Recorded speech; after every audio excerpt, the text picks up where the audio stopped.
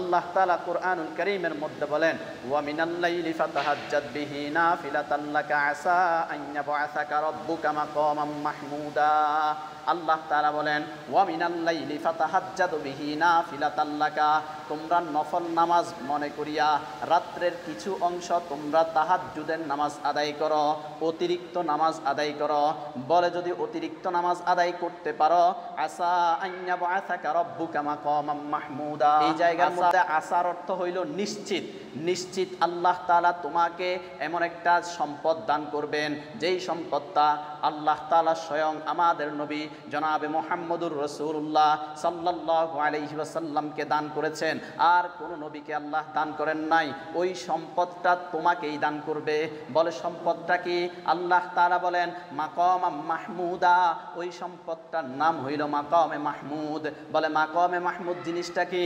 বুখারীর বর্ণনায় আসছে আল্লাহর রাসূল জনাবে মুহাম্মদুর রাসূলুল্লাহ সাল্লাল্লাহু আলাইহি ওয়াসাল্লাম বলেন কাল কিয়ামতের ময়দানে যখন সমস্ত নবীরা সমস্ত উম্মতেরা ইয়া নফসি বলতে থাকবে, ও আল্লাহ আপনি আমাদের বিচার কার্য শুরু করেন, সমস্ত উম্মতেরা দৌড়াইয়া যাবে আদম আলাইহিস সালামের কাছে। আদম আলাইহিস সালামকে বলবে, ও আদম আপনি আমাদের বিচার কার্য শুরু করার জন্য আল্লাহ তাআলার কাছে আবেদন করেন।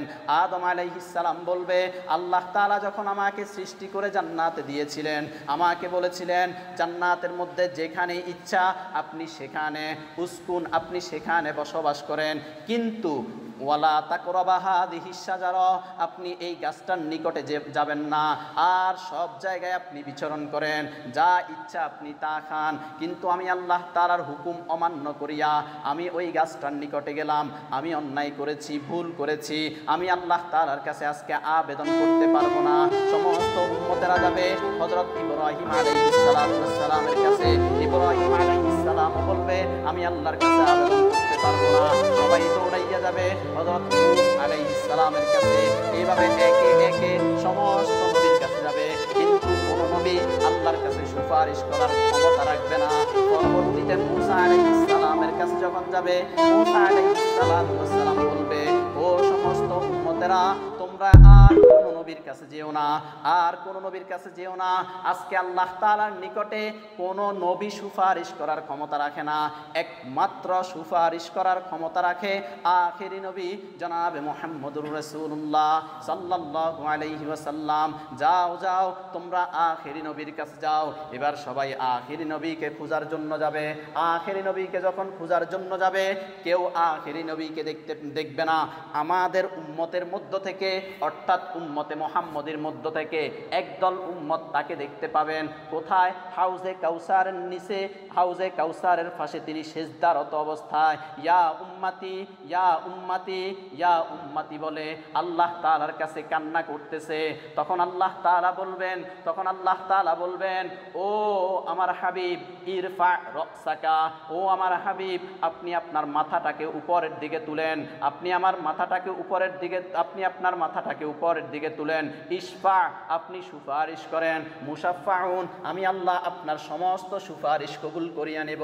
আল্লাহর হাবিব মাথাটা উপরের দিকে তুলবেন। সমস্ত উম্মতেরা আদম আলাইহিস সালাম থেকে নিয়া হযরত মুহাম্মদুর রাসূলুল্লাহ সাল্লাল্লাহু আলাইহি ওয়াসাল্লাম পর্যন্ত সমস্ত উম্মতেরা রাসূলের সামনে দাঁড়ানো। আল্লাহর রাসূল বলবে তোমরা কি চাও? বলে ইয়া রাসূলুল্লাহ সমস্ত নবীদের সামনে, সমস্ত পয়গম্বরদের কাছে আমরা গেলাম, কেউ আল্লাহর কাছে বিচার কার্য শুরু করার জন্য আবেদন জানাইতে পারতেছে না, এই জন্য আপনার কাছে আসলাম। আপনি একটু আবেদন করেন আল্লাহর কাছে, আল্লাহ যেন বিচার কার্য শুরু করে। আল্লাহর কাছে যখন বিচার কার্য শুরু করার জন্য বলবে, আল্লাহ তাআলা বলবে ও হাবিব আপনি সেখান থেকে উঠিয়া এই জায়গার মধ্যে উঠেন। বলে জায়গাটার নাম কি? বলে জায়গাটার নাম হইল মাকামে মাহমুদ। সুবহানাল্লাহ। এই মাকামে মাহমুদ আল্লাহ তাআলা আমাদের নবীকে দান করবেন, আর কোন নবীকে দান করবেন না। ওই মাকামে মাহমুদ এত বড় হবে, বলে আদম আলাইহিস সালাতু ওয়াস সালাম থেকে নিয়া রাসূল করিম সাল্লাল্লাহু আলাইহি ওয়াসাল্লামের উম্মতের শেষ উম্মত পর্যন্ত সবাই যদি ওই মাকামে মাহমুদের উপরে দাঁড়ায়, এরপরেও মাকামে মাহমুদের জায়গা খালি থেকে যাবে। সুবহানাল্লাহ। এই মাকামে মাহমুদ আমাদের নবীকে দান করবেন।